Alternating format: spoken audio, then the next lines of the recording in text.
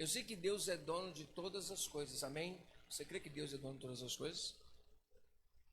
Mas essa madrugada, só para você, a nível de entendimento para você, o que Deus ministrou ao meu coração foi um pedido. Me empresta a tua vida. Me dá a tua vida para me manifestar nela. Mas não é Deus pedindo isso para você? Dizendo assim, me dá a tua vida. Me dá os teus sonhos. Me dá os teus projetos. E eu vou me manifestar nela. Embora Deus seja dono de todas as coisas, Ele faz esse pedido para a gente. Porque uma coisa, Deus não força, é ter o seu amor. Deus tem todas as coisas, Ele é dono, como Criador dos céus e da terra, Ele é Senhor dos céus e da terra. Mas eu nunca vi Deus obrigar alguém a amá-lo. Ele dá a oportunidade de você amá-lo ou não. Eu sei que para quem ama a Deus, é muito pesado uma pessoa dizer, eu não quero amar a Deus.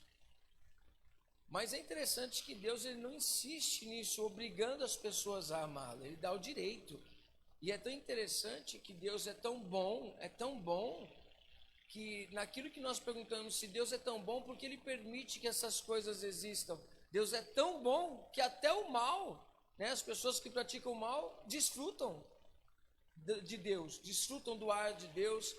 Então você vê o amor de Deus e o desejo de Deus que todos se arrependam, que todos reconheçam a sua condição de pecadores e entreguem sua vida para Ele e reconheçam a Jesus Cristo como o único e suficiente Salvador.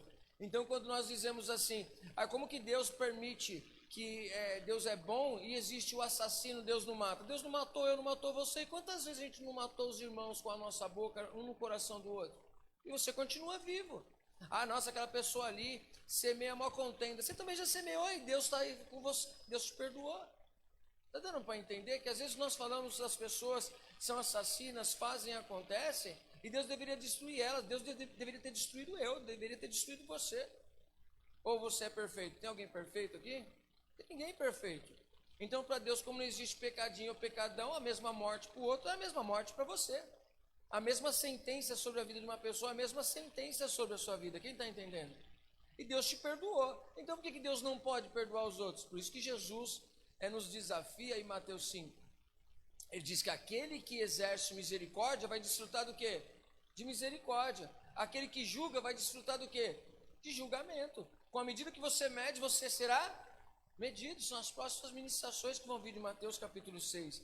Então Deus não está nada errado. Nós é que estamos com o pensamento errado. Nós é que estamos querendo tomar o lugar de Deus, se assentar num trono e dizer, não, Deus está errado porque Ele deixou aquilo acontecer e teve misericórdia daquela pessoa, não merece. Meu irmão, quarta-feira a gente teve um momento dos homens aqui, né, e estava tendo justamente essa ministração, é o pensamento de Jonas. Jonas teve esse pensamento, Nínive, esse pessoal tudo endemoniado, não deve ter o amor de Deus. Deus não pode se compadecer desse pessoal. Mas eu sei que Deus vai acabar se compadecendo se ele se arrepender, então eu não vou para lá não, eu vou fugir. E Deus ensinou para ele que Deus tem misericórdia assim, tanto de Jonas, como teve misericórdia de Nínive, como Deus tem misericórdia de todas as pessoas que não sabem discernir entre a mão direita e a mão esquerda. Quem está entendendo? Mas Deus está nos chamando, nos convidando a emprestar a nossa vida para Ele, a dar a nossa vida nas mãos dEle para que Ele se revele através de nós.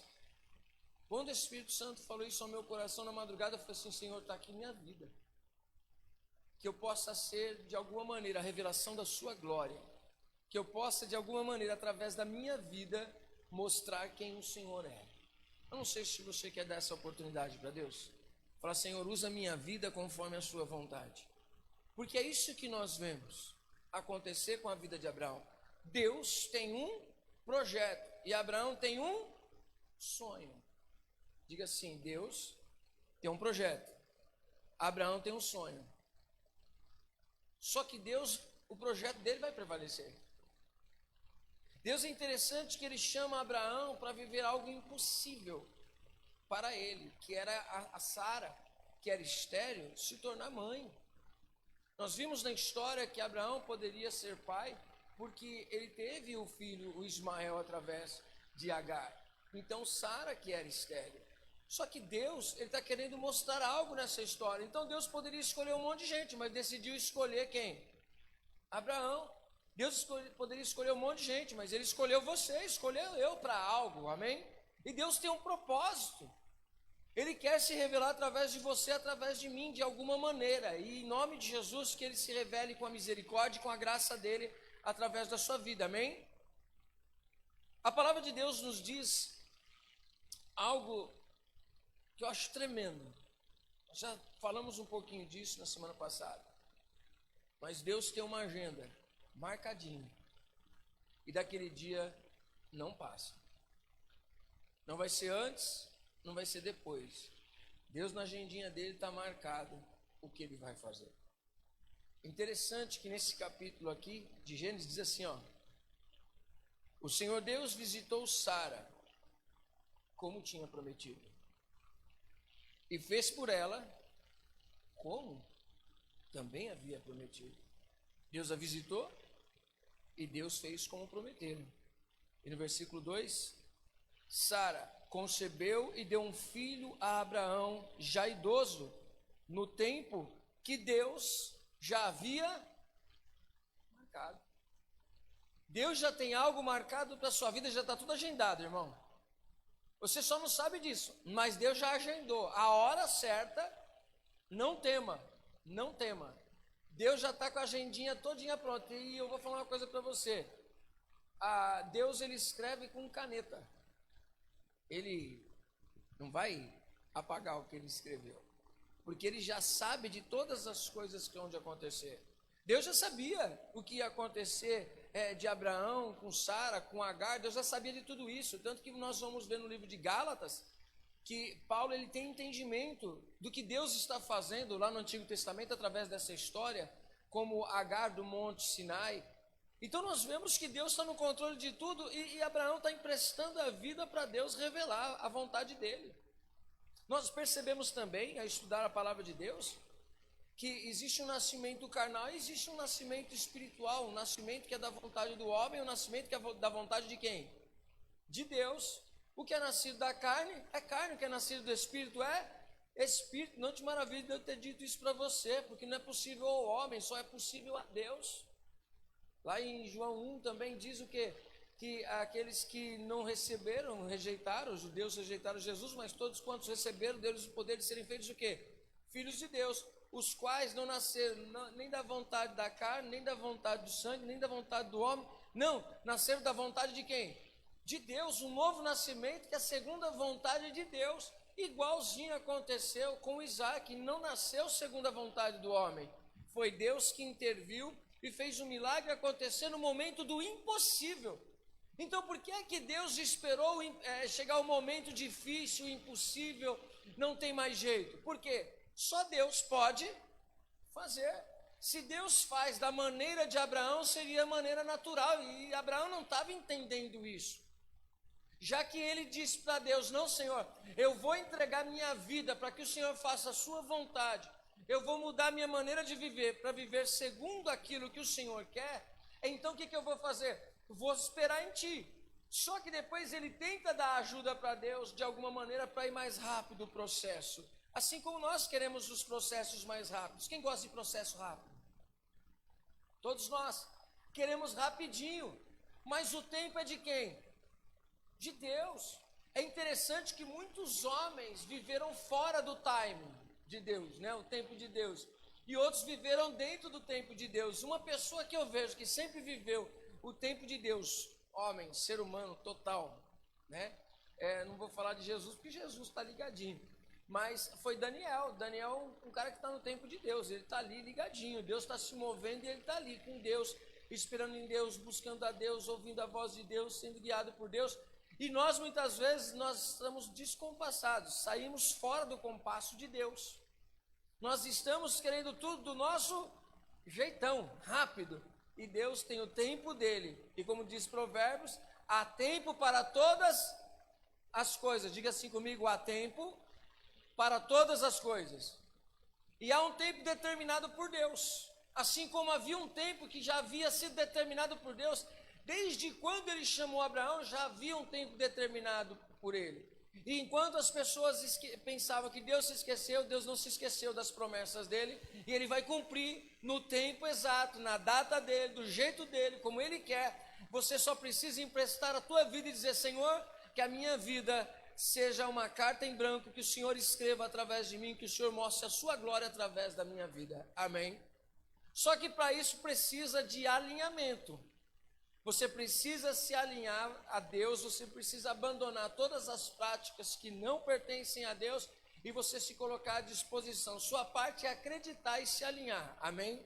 No resto é Deus quem faz no tempo dele. Diga para a pessoa que está do seu lado: sempre é no tempo de Deus, amém? Olha, o Senhor Deus visitou Sara como dissera e fez por ela como prometera. Sara concebeu e deu um filho a Abraão, já idoso, no tempo que Deus tinha marcado. No tempo de Abraão, estava na hora? Já tinha passado a hora. No tempo de Sara, estava na hora? Não, já tinha passado da hora. Tanto que quando eles recebem a palavra, o Abraão ri e fala assim: não, se eu não pego Ismael e coloco aqui para receber essas bênçãos que o senhor está falando, não vai dar certo. Aí Deus disse para Abraão: não é com Ismael. Quando a Sara ouve também que ela vai ser mãe, ela dá risada dentro da tenda e fala assim: puxa, a gente nem tem mais esse pique total, filho. A gente não tem mais nem o relacionamento que a gente já teve um dia. Meu senhor está velhinho, já estou velhinha também. Não tem mais jeito. E aí, aqueles homens perguntam que são anjos, e, né, teologicamente tem pessoas que entendem até que um deles era Jesus que estava ali, o Senhor. Chama ela e pergunta: por que você riu? Não, não ri. Não, você riu. Assuma que você riu, você duvidou. E pergunta para ela: há algo impossível para Deus? Pergunte para a pessoa que está do seu lado: há algo impossível para Deus? Deus prometeu, ele tem poder de cumprir.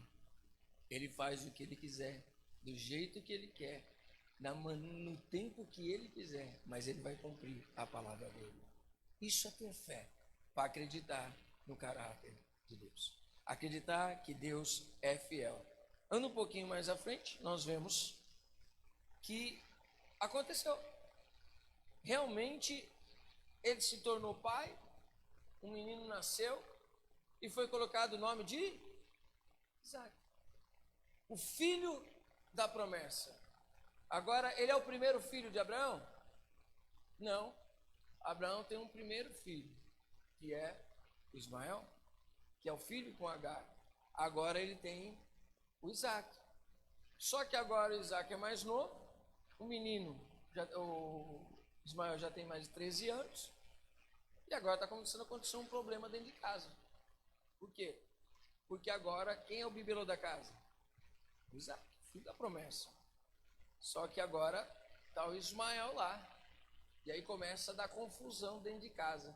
Às vezes as pessoas falam, né, que antigamente existia poligamia. Mas qual delas deu certo? Né? Sempre teve problemas, as mulheres sofreram, né, muitas situações, os homens também tiveram que administrar tudo isso, por mais que Deus permitiu, não foi boa coisa não, né? Davi, por mais mulheres que teve, morreu antes da sua morte. Ele não tinha uma mulher do lado dele para aquecê-lo e colocar uma jovem. É ruim, né? No momento final da sua vida, você dizer que ama tantas e tantas te amam, você não é amado por ninguém, está sozinho, né? Enfim, mas nós vemos aqui que se cumpre a palavra, o Isaac vem, agora o Abraão vai ter que dispensar o Ismael, tudo isso é algo profético que está acontecendo, para você ver que Deus, por mais que Ele permita que coisas aconteçam na nossa vida pelos nossos erros, Deus ele é tão bom, que até no mesmo dos nossos erros Ele coloca a mão e escreve histórias bonitas. Deus ele é bom nisso. Aquilo que nós não vemos sair, daquilo que nós não vemos boa história, Deus consegue colocar a mão e dar uma história de transformação, uma história de renovo. Deus não se esquece de quem o Ismael é filho, também abençoa a vida dele, também socorre a Agar, faz com que príncipes nasçam também de Ismael, mas o Isaac é o filho da promessa. E aí era o maior sonho de Abraão, era essa promessa acontecer. Porque nós vamos perceber que Abraão, ele viu o filho dele se casar, mas ele não viu os netos dele chegar. Muitas promessas que Deus fez a Abraão, elas se cumpriram, sim, se cumpriram, porque não vai cair por terra. Mas existem promessas que são para nós e existem promessas que são para a nossa descendência. O que Abraão viveu, ele viveu a promessa que era para ele, de ser pai do Isaac, mas ser pai de uma grande nação, ele não viu tudo isso acontecer, mas ele acreditou. E isso lhe foi colocado como justiça. E nós sabemos que ele viveu essa palavra de Deus na vida dele. Amém? E é interessante que estudaríamos mais ainda para falar sobre Jesus. Por quê?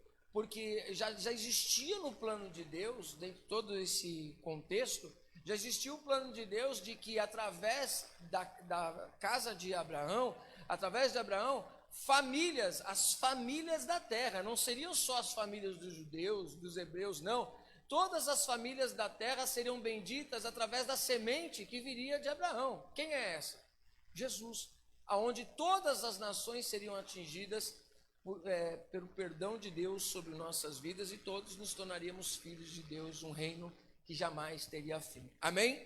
Mas agora é interessante que se coloque no lugar de Abraão, depois de todo esse sonho, depois de todo esse trabalho, e conseguir ser pai de uma promessa de Deus, de um milagre de Deus. Agora Deus vai chegar para ele e dizer o seguinte: ô Abraão, agora eu quero que você me dê o seu filho, o seu único filho, em sacrifício para mim.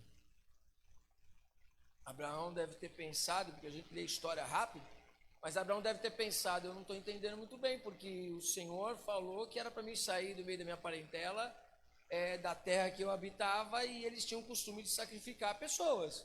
E agora o Senhor falou para me largar tudo isso, agora o Senhor está pedindo sacrifício. Eu não sei o que o Senhor tem, mas algo o Senhor tem. Por quê? Porque o Senhor disse que através dele haveria uma geração. Então o Senhor quer alguma coisa que eu não entendi ainda, mas eu vou cumprir a sua vontade. Quando Deus te pede uma coisa, você não precisa entendê-la, você precisa obedecer. Muitas coisas nós não entendemos, muitas coisas nós não sabemos do futuro, não sabemos do amanhã. Nós precisamos ouvir então a voz daquele que já conhece o amanhã. Já percebeu que muitas coisas, se nós tivéssemos ouvido a voz de Deus, nós teríamos errado menos? Por quê? Porque Ele conhece amanhã. Você conhece hoje e no máximo amanhã. E olha lá, nem amanhã, só hoje. Essa questão toda de coronavírus, não sei se viveu uma realidade. Um dia de cada vez. Sim ou não? A gente queria viver todos os dias de uma vez só. A gente vai estar sendo obrigado a viver cada dia de uma vez, sem saber como que vai ser as leis, como que vai ser as regras, como que vai ser amanhã, como vai ser depois, como vai ser daqui a um ano. A gente está desde o começo do ano planejando fazer as coisas, não é? E cada hora a gente se adapta a uma situação. Então a gente vai ter que viver a cada dia de uma maneira segundo aquilo que foi permitido a gente viver. Você já conseguiu transferir isso para viver segundo a vontade de Deus? Basta o pão nosso de cada dia. Amanhã Deus proverá. Amanhã Deus proverá. Deus tem provido na sua vida? Deus vai prover, de alguma maneira. Você pode ter certeza. Se vai ter o pudim, se vai ter o bolo de chocolate, já vai ser graça. Mas pelo menos o pão você vai ter. Se vai ter a manteiga, se vai ter o requeijão, se vai ter a mortadela, já é graça. Mas o pão você vai ter. Não foi isso que a Bíblia disse? O pão nosso de cada dia nos dai hoje. Basta nós termos o alimento, a necessidade diária. Amanhã a gente não sabe.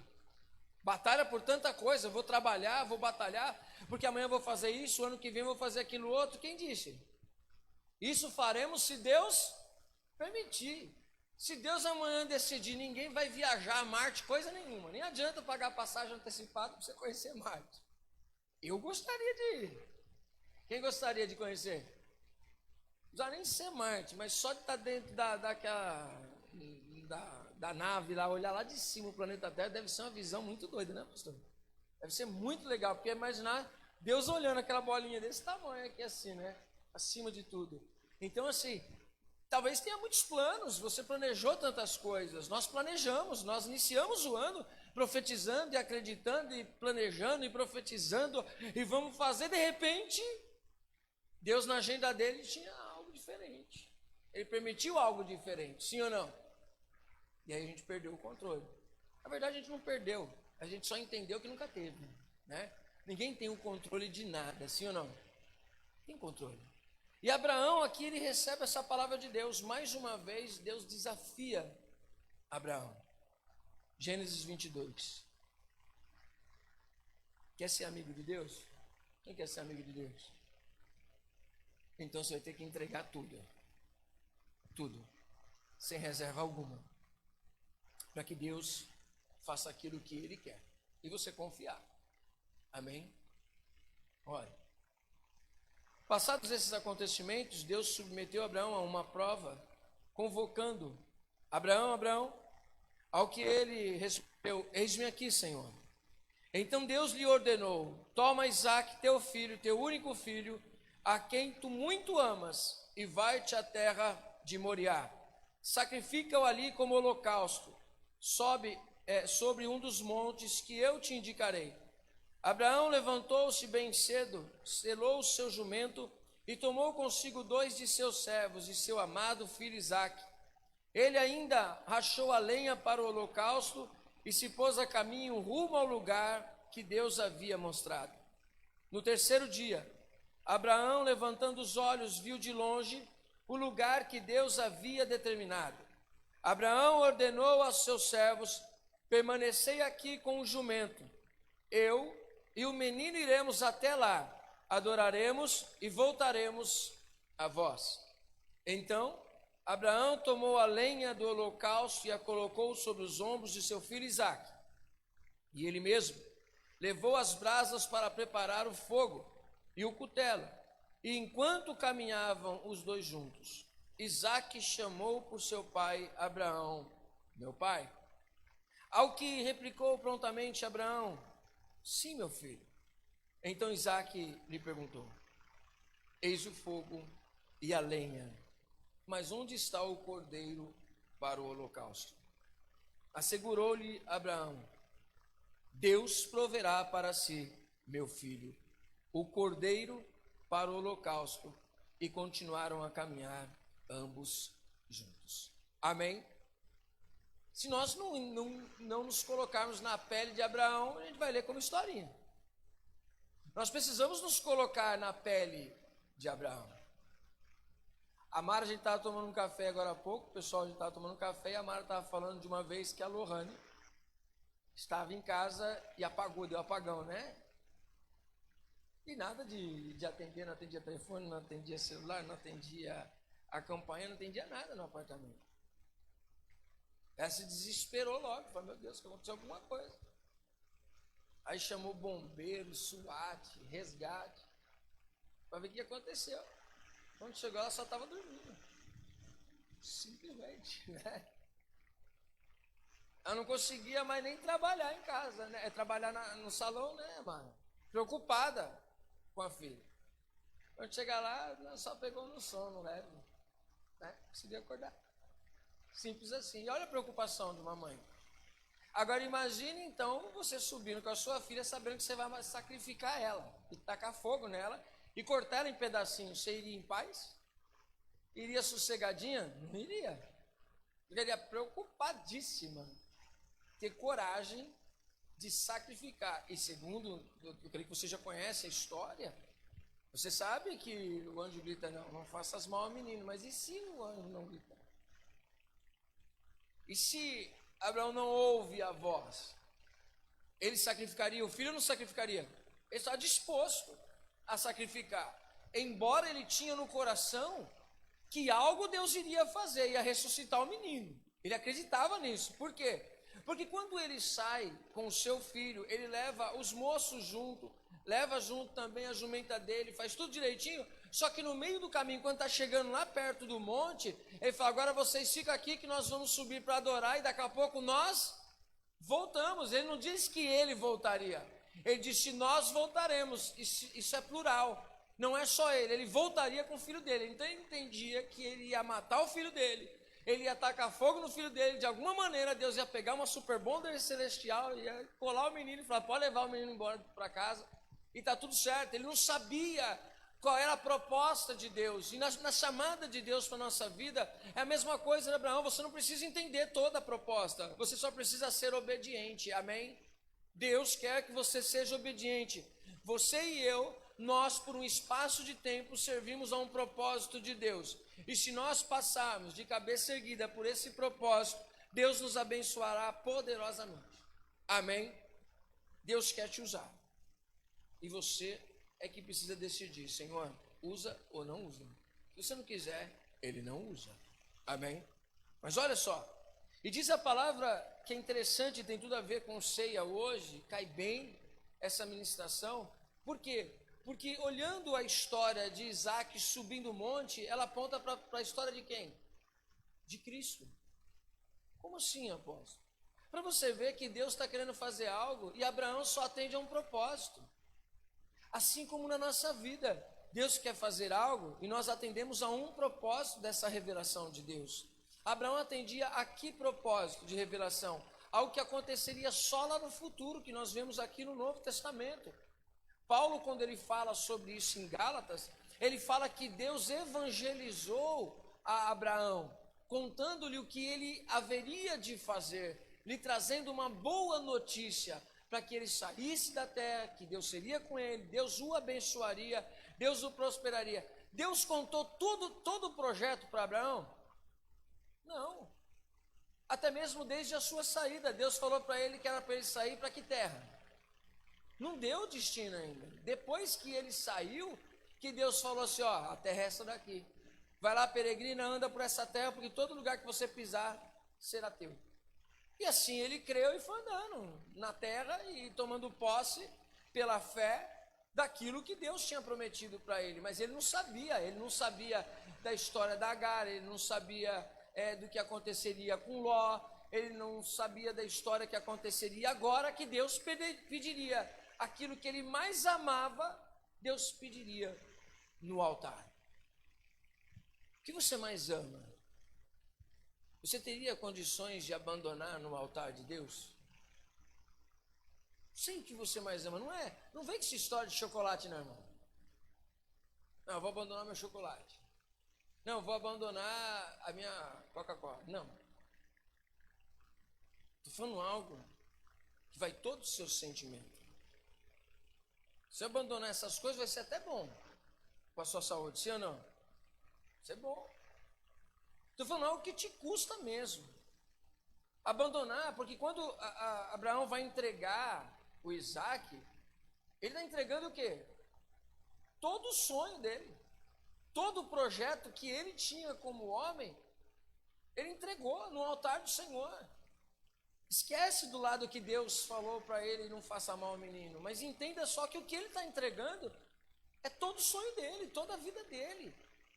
Ele queria, desde o princípio, ter uma família, ter um filho, e a Sara não podia, e ele, de algum jeito, ele tenta ajudar para que isso aconteça, e você vê que o foco dele está nisso. Eu quero a minha família, eu quero o meu filho, e agora que eu tenho ele, que a minha descendência é o lugar onde o Senhor, é aquele com quem o Senhor tem aliança, eu coloquei toda a minha expectativa nele, todos os meus sonhos, todo o futuro, eu coloquei sobre a vida do Isaac. E agora o Senhor fala para mim entregar ele todinho, ele não ser mais meu. Eu fico olhando também a vida da Ana quando ela entrega Samuel. Gente, não é nada fácil. É o maior sonho, é o maior desejo dela, é ser o quê? Mãe. E antes dela ser mãe, ela já pega e fala, Senhor, se o Senhor me der um menino, eu devolvo ele para ti, eu só quero tirar a vergonha. Eu não quero mais ser envergonhada por Penina, eu não quero passar essa vergonha de não ser mãe. Se o Senhor me fizer ser mãe, eu devolvo ele no seu altar. E nós sabemos que Deus gostou da proposta. O milagre de Ana atendia o propósito de quem? De Deus. Viu quando junta a nossa necessidade, nosso sonho, a nossa vontade com o propósito de Deus, quando nós juntamos aquilo que nós queremos e calha com os propósitos que Deus tem, meu irmão, você pode ter certeza que Deus entra no negócio e faz a coisa acontecer. Como Ele fez com Ana. Mas em ambos os casos é um momento difícil de você abandonar o seu filho no altar. Abandonar os teus sonhos no altar. Nós queremos que o altar abençoe os nossos sonhos, sim ou não? Senhor, Senhor, abençoa aquela casa que eu tanto quero. Senhor, abençoa aquele sítio que eu tanto quero. Senhor, abençoa aquele carro que eu tanto quero, o emprego que eu tanto quero, o casamento que eu tanto quero. Mas agora, o quanto de tudo isso nós entregamos e oferecemos que seja para a glória de Deus? É isso que muitas vezes é um grande problema na nossa vida. Em todos os sentidos. O Novo Testamento nos ensina que a nossa vida, a partir do momento que entregamos ela para o Senhor Jesus, tudo tem que ser para a glória de quem? De Deus. Só que mesmo nós estando dentro da igreja, e eu estou falando por mim, hoje, graças a Deus, eu alcancei um pouquinho de mais maturidade. Mas quem é que casou aí entendendo que o seu casamento é para refletir a glória de Deus? Poucos, raríssimos. Quem foi que entendeu e conversou com a esposa que quando vocês forem ter um filho é para a glória de Deus? Quem foi que parou para pensar lá no princípio que a faculdade que você ia fazer não era segundo a sua vontade, é para a glória de Deus? A nossa vida totalmente voltada para a glória de Deus, segundo a vontade de Deus, tudo para a glória de Deus, tudo. É entregar tudo no altar do Senhor. E nós muitas vezes, tardiamente, fomos aprender isso. E aí nós temos muitas vezes filhos que nós profetizamos que seja para a glória do Senhor, amém?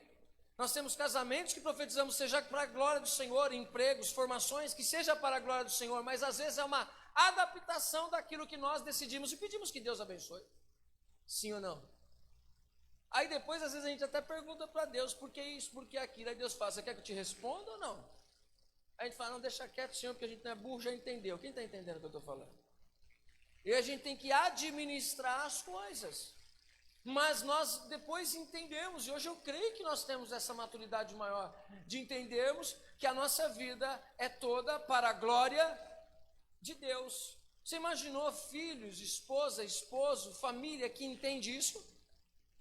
Não traz uma mudança drástica em toda a maneira de viver? Amém? Quem está entendendo, diga glória a Deus. Pode se manifestar assim, dar um glória a Deus. É uma realidade. Tudo para a glória de Deus é dessa maneira. Se a gente come ou bebe é para a glória de Deus. O café que a gente toma para a glória de Deus. O esporte que a gente pratica para a glória de Deus. A nossa vida, tudo para a glória de Deus. Tudo que nós venhamos fazer seja para a glória de Deus, não para a nossa satisfação. Essa é a mutação da nossa mente. E se isso não acontece, não entendemos o que é o cristianismo plenamente. O que foi que Paulo nos ensinou em Romanos 12? Quem lembra dessa? Vamos ler? Para você ver aonde tem que haver a mutação. Vou ler para você de novo. Romanos 12. Essa daí tá uma playlist boa, né, presbítero? Para a gente gravar, e vai ser anos gravando Romanos. Olha só. A vida, esse é o título, a vida como culto espiritual. Diga assim comigo, a vida como um culto espiritual. Olha só, em outras versões já começa logo pedindo, rogo-vos, irmãos, né?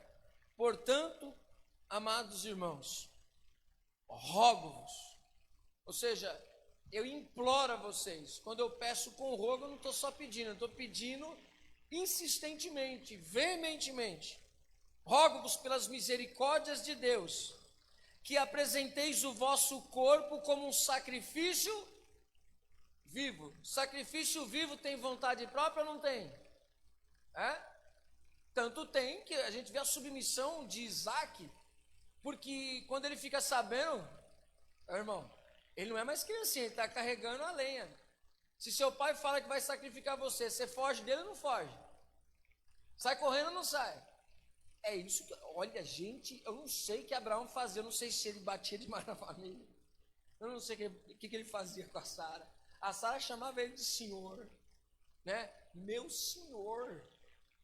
Eu não sei, não estou aqui fazendo apologia, o pessoal fica atento, né? Os gadarenos de plantão ficam atentos. O apóstolo falando que tem que bater na mulher. Não estou dizendo isso não, tá?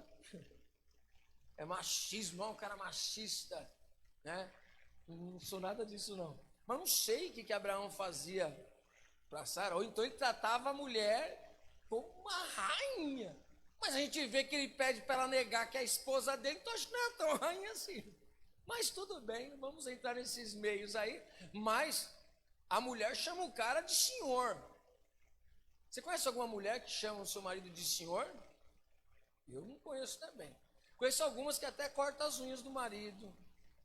Deixa a toalhinha arrumadinha, comidinha, coloca comida para o marido senta assim, a esposa vai lá e coloca comida para o marido.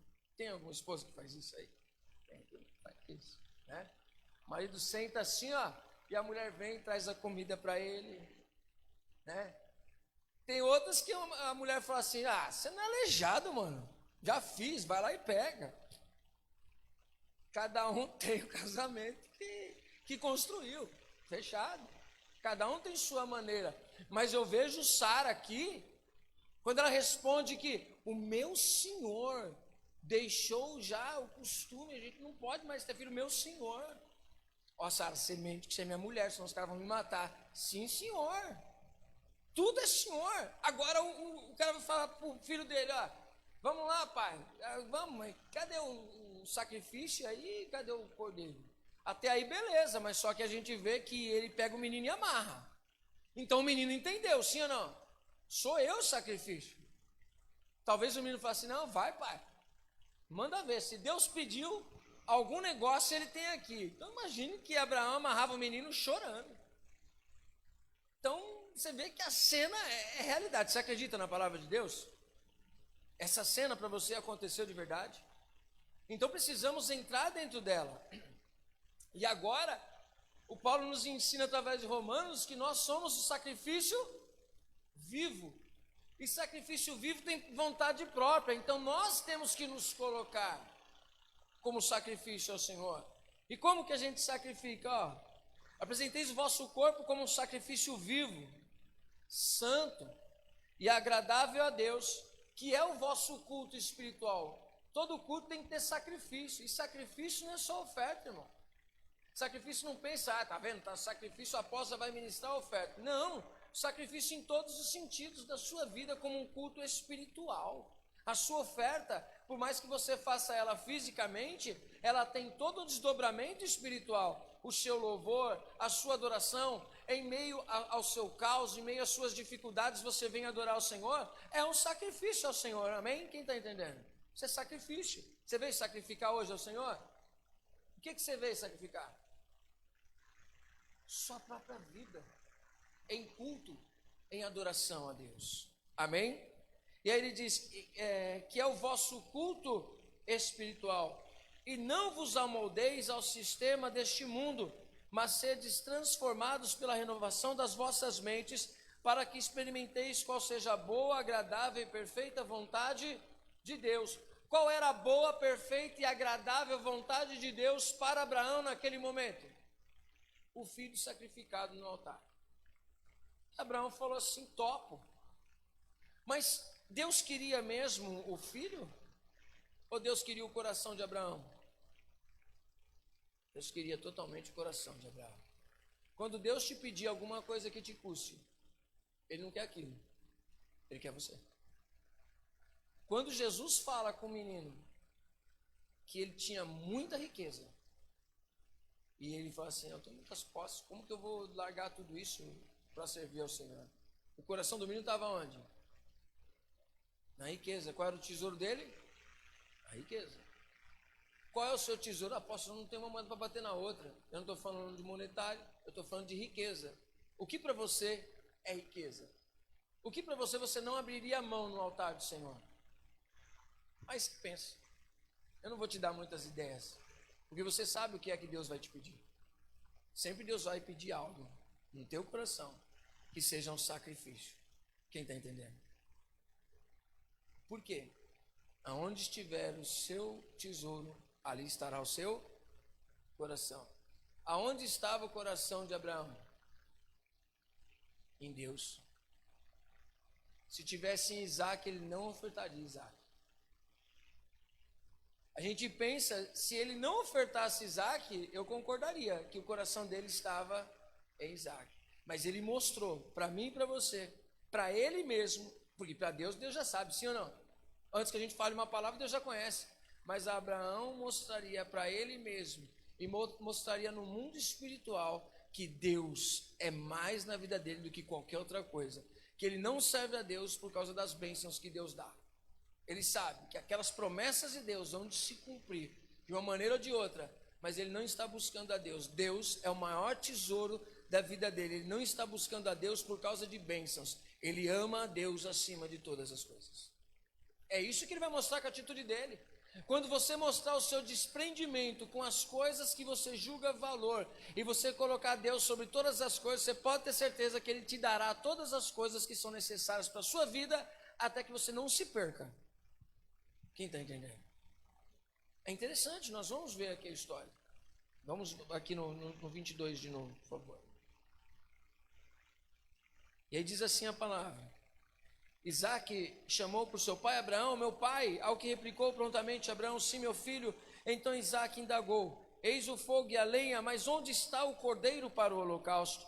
Assegurou-lhe Abraão: Deus proverá para si, meu filho, o cordeiro para o holocausto. E continuaram a caminhar ambos juntos. Finalmente, quando chegaram ao lugar que Deus lhe apontara, Abraão construiu o altar, dispôs a lenha, depois amarrou o filho e o colocou sobre o altar em cima da lenha. Abraão estendeu a mão e apanhou a faca para imolar seu filho. Entretanto, o anjo do Senhor o chamou do céu: Abraão, Abraão. Ao que prontamente lhe respondeu Abraão: eis-me aqui. Não estendas a tua mão contra o rapaz, ordenou o anjo. Não lhe faças nada. Agora bem sei que temes a Deus, porquanto não me negaste teu amado filho, teu único filho. Em seguida, tendo Abraão erguido os olhos, viu atrás de si um carneiro preso pelos chifres entre os arbustos. Tomou Abraão o carneiro e ofereceu em holocausto em lugar do seu filho. Então Abraão deu àquele lugar o nome de Jeová Jireh, Yahvé Jireh, o Senhor proverá. Por isso até nossos dias se diz: no monte do Senhor se proverá. E o anjo do Senhor bradou uma segunda vez do céu, chamando Abraão, e declarou: juro por mim mesmo, palavra de Jeová, porquanto me ofereceste este gesto, não me negando o teu filho amado, o teu único filho, estejas convicto de que eu te cumularei de bênçãos, eu te confirmarei uma posteridade tão numerosa quanto as estrelas do céu e quanto a areia que se espalha pelas praias do mar. E tua descendência conquistará as cidades de todos que se levantarem contra ti. Por intermédio dos teus inúmeros descendentes serão abençoadas todas as nações da terra, porquanto tu me obedecestes. Então retornou Abraão a seus servos e juntos partiram para Berseba, onde passou a habitar. É interessante. Nós vemos aqui que havia ali um animal para ser sacrificado no lugar de Isaac. O sacrifício aconteceu, mas ao invés de ser o Isaac, foi o cordeiro no lugar. Um sacrifício substitutivo. No lugar de Isaac, morre um cordeiro. Assim como para agradar o coração de Deus, no nosso lugar, morre Cristo, o Cordeiro de Deus que tira o pecado da humanidade.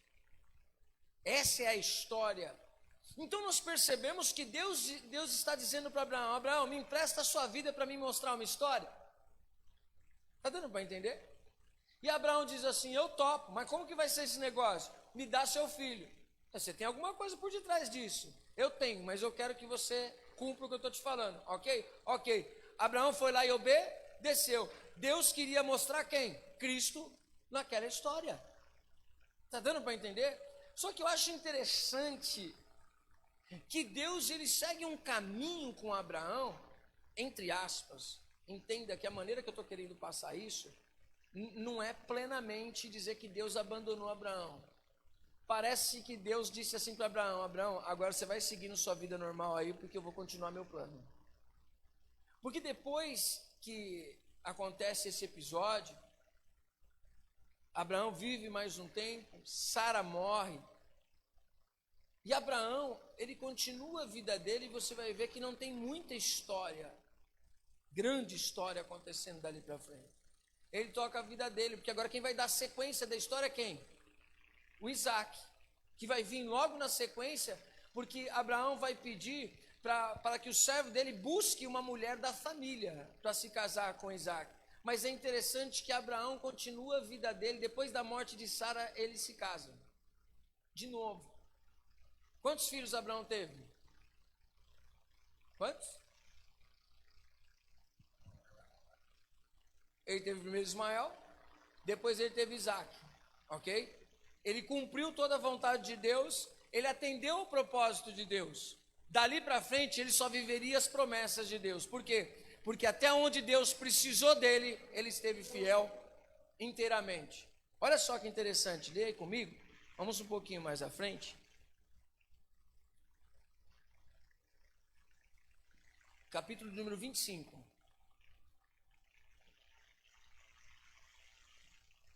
Abraão já tinha 2 filhos, certo? Um era Ismael, que era da Agar. Depois ele teve o filho da promessa, que esse foi o tópico que Deus fez aliança com ele, ok? E depois ele se casou e teve também filhos. Então tem 2, nós vamos contar mais uns aqui. Ó. Abraão desposou ainda outra mulher, chamada Quetura. Ela lhe deu os seguintes filhos: Zinrã, Joksã, Medã, Midian, Isbaque e Suã. Nós vemos que ali Abraão, ele continuou a vida dele. Só que o período que Deus queria muito usar ele, ele esteve disposto. E me parece que na história, Abraão está fazendo assim para Isaac: agora eu passo o bastão para você. Deus precisou de mim, Deus quis, Deus decidiu através de mim revelar uma história em você, Isaac. E eu vou deixar você alinhadinho para você seguir o seu caminho e Deus vai se revelar através de você. E você vai ver que depois a história de Isaac, que aí ele vai ter os seus 2 filhos, Esaú e Jacó, é uma outra linha que Deus está falando assim: agora a minha ideia é com você, Isaac. É interessante, não sei se você consegue perceber isso, é que nós somos, vamos dizer assim, peças no quebra-cabeça, onde Deus quer se revelar. Abraão servia ao propósito de Deus. E nós precisamos entender que hoje, em que área nós podemos servir ao propósito de Deus. Para você poder dizer assim: Senhor, me usa conforme a sua vontade. Qual é o propósito que o Senhor tem na minha vida? Se Deus te chamou, e eu creio que Ele te chamou, amém? Ele te chamou com propósito. E qual é o propósito para o qual Ele te chamou? Tem algo específico e Ele vai falar com você. E aí na madrugada o Senhor falou comigo: me dá a tua vida. Aí eu falei: por completo, Senhor. Todinho eu entrego para que o Senhor faça aquilo que Ele quer. Por quê? Porque lá naquele monte o Senhor proveu o sacrifício no meu lugar e me comprou. E agora já não vivo mais eu, Ele vive em mim. É para Ele a minha vida, é para Ele a nossa vida, porque nós fomos comprados. Agora nós não somos mais donos de nós mesmos. Se você entende que você é dono da sua vida, você não entendeu o que foi feito na cruz ainda. Quem é o teu dono? Quem é o teu dono? você faz o que você quer ou o que ele quer. Dono se tornou Senhor. Já parou para pensar nisso? Nós o chamamos de Senhor, sim ou não? O Senhor é o meu Deus. Se Ele é Senhor, nós somos o quê? Servos. E se somos servos, nós fazemos o quê? A vontade dEle. E fazer a vontade dEle é aquilo que Ele manda. E aí a Bíblia ainda nos diz que se fizermos somente aquilo que Ele manda, nós somos servos inúteis. Imagine uma pessoa trabalhando numa casa. E a pessoa sabe que o dono, o patrão, o senhor da casa, ama bolo de cenoura com chocolate de manhã. Aí, aquela pessoa que trabalha na casa, na manhã, ele vai fazer o quê? Um bolo de cenoura com chocolate. Faz tempo que eu não faço, fazer um bolo de cenoura com chocolate e vou dar para o meu senhor. Por quê? Porque ele gosta disso, eu vou agradá-lo. Ele precisa pedir? Não. Tem coisas que Deus manda a gente fazer. Só que depois que nós entendemos o que Ele gosta, Ele precisa mandar? Nós fazemos. Por quê? Porque sei que agrada a Deus. Quem está entendendo? Quem sabe de alguma coisa que agrada a Deus aí? Levanta a mão. Quem sabe alguma coisa que pode ser feita que agrada a Deus aí? Então faça. Amar ao próximo agrada a Deus? Sim ou não? Ele precisa mandar? Assim como a gente muitas vezes olha e fala assim, tem lá uma plaquinha no banheiro, não suba em cima do vaso. Gente, para quem vai subir em cima do vaso? Tem que colocar uma placa, né? Então, tem coisas que está escrito lá, e nem estando escrito a gente vai praticar. Está dando para entender? Se temos Ele como Senhor, nós vamos cumprir a vontade dEle, fazer aquilo que lhe agrada e aquilo que Ele manda. Por quê? Ele nos comprou através do sangue de Jesus Cristo lá na cruz. Agora não somos mais nossos. Agora nós temos um dono e Ele se chama Deus. Ele é dono da minha vida e da sua vida. Amém? É isso que é celebrar a Santa Ceia. Morrer com Cristo é morrer para o mundo e nascer para Deus. Eu quero convidar você a se colocar de pé. Nessa manhã, nós vamos nos preparar para a Santa Ceia do nosso Senhor Jesus.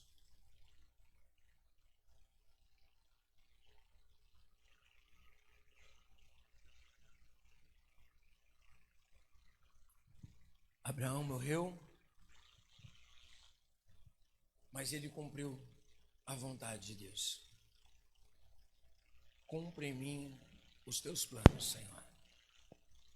Eu não sei qual a história que você planejou para a sua vida, mas hoje eu queria convidar você a entregar totalmente seu coração para Deus e dizer, Senhor, faz a sua vontade. Faz a sua vontade para nós, Senhor.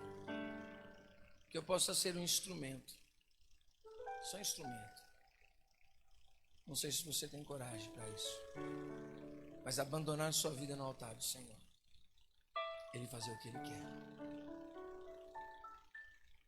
É interessante que Jesus, quando Ele fala com Pedro, Ele diz algo que marca o meu coração.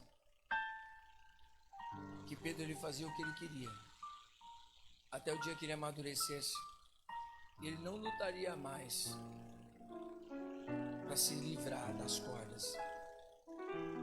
Ele seria levado preso, e era a maneira que ele glorificaria a Deus.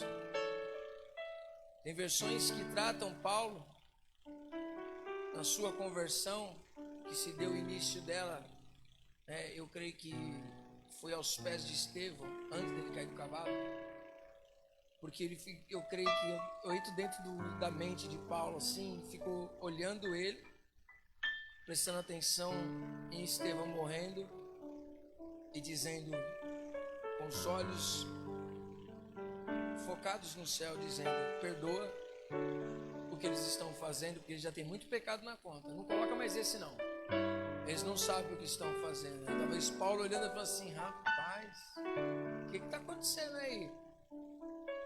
Talvez Estevão olhasse assim para ele e dizia assim, o próximo é você. você vai pegar esse bastão. Então eu creio que naquele momento, a morte de Estevão pregava para Paulo, que era Saulo naquele momento. E logo depois, você vê que na Bíblia nos narra a história de que ele vai perseguir cristãos. E quando ele cai do cavalo, a palavra diz: duro te é recalcitrar contra os aguilhões. Deus já estava cutucando ele com as histórias, com o que os olhos dele via, e ele não conseguia casar a teologia dele, até que os olhos dele se abriram, e aí ele entendeu. O que ele entendia com a mente, agora ele entende no espírito. Agora ele entende a verdade daquilo. E aí ele disse: agora eu dou minha vida por aquilo que eu fui conquistado. Eu dou a minha vida. Agora já não vivo mais eu. Agora Cristo vive através de mim. Se você morrer hoje, Deus vem e toma o lugar dele na tua vida. Ele vai viver através de você. Quem está entendendo? Você vê que a gente muitas vezes quer que Deus faça os nossos desejos. E Deus está te convidando a morrer hoje. Deus está te convidando a morrer. Quem está entendendo essa ministração de hoje? Quem está disposto a morrer? Se com Ele morremos, com Ele ressuscitamos. Ele mesmo disse: aquele que amar a sua vida, perderá. E aquele que perder a vida por amor de mim e do Evangelho, achará. Ele mesmo disse: eu sou a ressurreição e a vida. E todo aquele que crê em mim, ainda que esteja morto, viverá. Essas são as palavras de Jesus. Hoje o desafio para mim e para você é se estamos dispostos a morrer com Cristo, para que quando ressuscitarmos, vivamos para Ele. A Bíblia nos ensina que aquele que crê em Jesus e ama o seu irmão e pratica os mandamentos, saiu da morte para a vida. Quem está entendendo? Que hoje haja vida para você, haja vida neste altar, haja vida cristã. Que o Espírito Santo te tome de uma maneira que renove todo o seu entendimento, renove os seus sentimentos, limpe o teu coração. Porque eu vou dizer uma coisa.